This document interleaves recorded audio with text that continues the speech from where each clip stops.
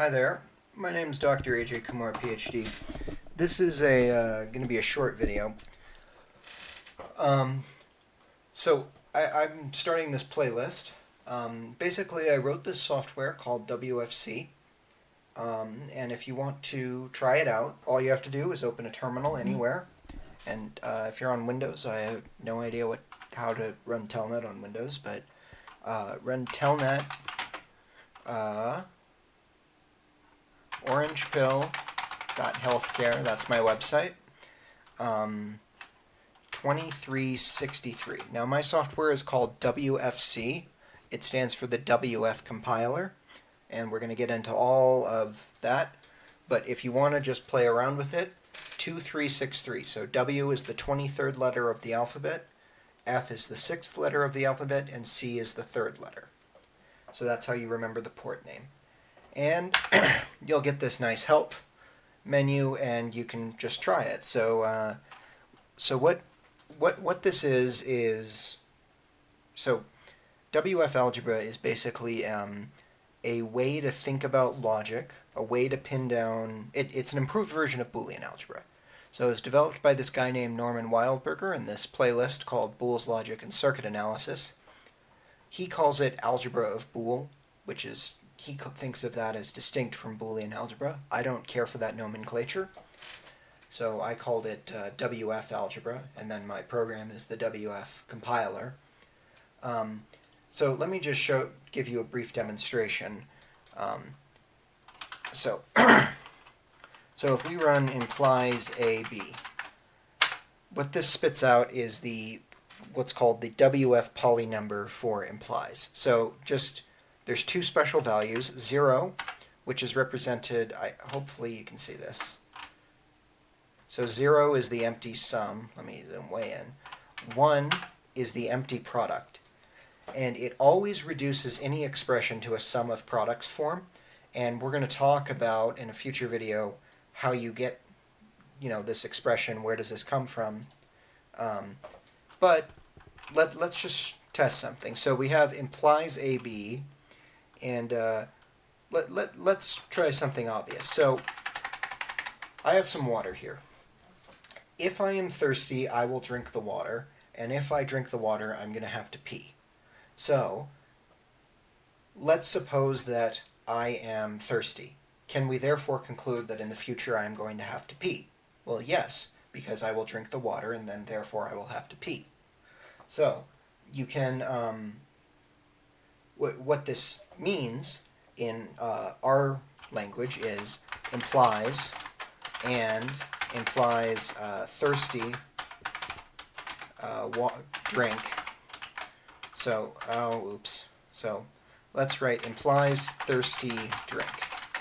Okay, so this is the poly number for implies thirsty drink. So this syntax is S expression syntax. The logic of this is that in every programming language, it has some syntax to it, and if you know a little bit about linguistics, the way you analyze syntax is by converting the flat syntax into a syntax tree. Well, Lisp just sort of more directly writes it in a tree form. So the parentheses enclose a tree. The first thing is the head of the tree. The second one and then every argument after the first one are the subsequent branches in the tree. So implies thirsty drink. Okay. Well, implies drink pee. So if I drink the water, I'll have to pee. Okay, well, it looks very similar. Okay, well, let's just take the conjunction of these two. So and implies thirsty drink implies drink pee. Okay, well, so this looks kind of simple, but if you write these two things out in standard algebra notation and take their product, which, if you know a little bit about Boolean algebra, the product in some way corresponds to the logical and, then you will get this expression. Well, let's just test, does this imply that let me write this out. Implies thirsty drink implies drink P. Okay, so this is saying both of these things are true. If I am thirsty, then I will drink the water. If I drink the water, then I will have to pee. And I'm taking the conjunction of these two. Does this imply the implication that if I'm thirsty, I will have to pee? Close the implies, close the implies. Yes, this means yes. So this is 1. And we're going to get into why it's represented in this weird form. It actually makes a lot of sense. Okay, so I want to give you just an outline of the project. So this is the thing you can play with, and this is what I'm really demonstrating. So is this software I wrote. So I also, the next few videos are basically going to be carefully going over this document, not the document, but over sort of a similar range of content in this document called Revelations 14, WF Algebra 1. These revelations are sort of podcast length math document. I better be recording with the right mic. I am. Yet, podcast length math documents. And I put these block quotes in. They're kind of whatever.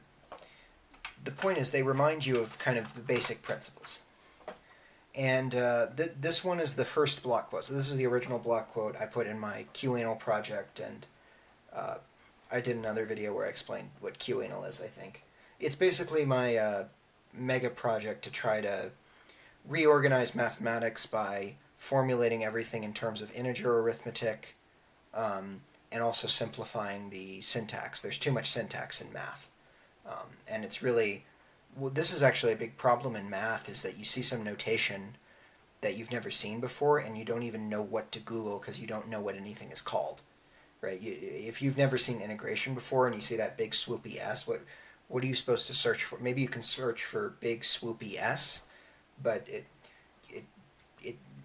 I want Googleable notation. That's a thing I'm looking for, is Googleable notation. And then, so this S expression type thing is very amenable to Googleable notation. And it's very obvious the way it composes. So, anyway, I have this quote. Every operation, calculation, and concept, no matter how arbitrarily complex, reduces to adding integers together. QAnal stands for rational analysis, by the way. There are no new concepts in QAnal. Everything is just putting lipstick on adding integers together. Now, the idea with rational analysis, it's meant to contrast it with real analysis. So real analysis is analysis, which is sort of rigorous calculus, basically. Rigorous calculus with the real numbers. I am doing rigorous calculus with the rational numbers, and that's kind of my focus. That's what QAnal is. So everything, the point is that everything in QAnal ultimately boils down to arithmetic with integers. And we're going to see that logic ultimately boils down to arithmetic with integers. But it kind of boils down to a weird arithmetic with integers. It boils down to arithmetic mod 2. So the next video I'm going to be giving you a as brief as possible, while still being complete, introduction to arithmetic mod 2. So, general outline, let me start. So, blow this up. Outline. We're going to talk about mod 2 arithmetic, WF algebra. So along here we're going to see, if you've never seen this, this will be nice, a proof that the square root of 2 is irrational. And if you, for prep for that, you might want to watch my GCD video. WF algebra, then go through the code of the WF compiler. WFC is an Erlang library.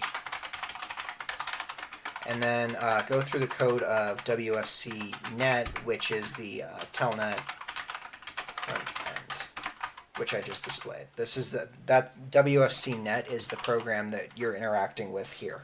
And eventually I will add read line support, so you can hit the up arrow, and instead of that you would get what you just typed in. But I literally just took code for a chat server and took out the chat server part and put in, instead of send the line to all the other clients, it sends it to the parser, and then the parser sends something back, and it just prints whatever the parser sends back. It's very, very simple. But WFC, this is very simple. This is like 600 lines of code. This is very simple, and so you can completely wrap your head around WFC. WFC net, that's going to maybe take a little bit more time to wrap your head around. So this is the general outline of what we're going to be talking about. Next video is mod 2 arithmetic, and I'm going to try to present that in... the thing is, modular arithmetic is basically it's basically one of the major branches of mathematics called number theory, which is basically modular arithmetic. It's an incredibly rich subject, and so I cannot possibly give you a full context explanation of modular arithmetic, but I can give you enough that you can completely wrap your head around WF algebra. Now, I should mention, why are we even bothering with WF algebra? Well, the reason basically is that if you kind of study formal logic, it boils down to a lot of weird symbolism. Typically, it boils down to a lot of weird symbolism and a lot of word games frequently, if we're being frank. And WF algebra, everything is very mechanical, it's very canonical. You can nail down what everything is completely, with zero waffling, no ambiguity whatsoever. Everything makes perfect sense, and it's all mechanical. Even proofs are mechanical in WF algebra, to the point that a computer can do them. So this thing up here where I evaluated this expression and it spit out 1, that in effect the computer in the background was proving that proposition. The proposition that the fact that I'm thirsty implies that I'm going to drink, and the fact that if I drink I'm going to need to pee implies that the fact that I'm thirsty implies that Sorry, English is not good at expressing these complicated syntax trees, but you get the idea. What the computer is doing in the background is proving that. And let's just run it. Oops. No, I'm not going to run it. Scroll back in the video and run it. It happens instantaneously, and this is running on some cheap server hardware out in God only knows where.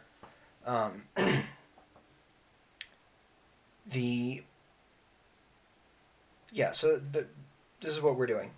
And the point is to nail down what logic is and what proofs are completely unambiguously, with no waffling, and it all just fits together and makes sense.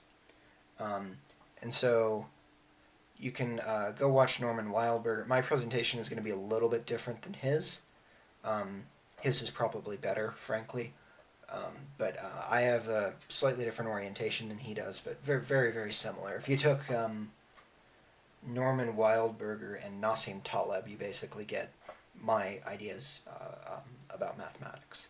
So, thank you. I will see you in the video where we talk about modular arithmetic. Mod 2 arithmetic, specifically. Alright. Thank you.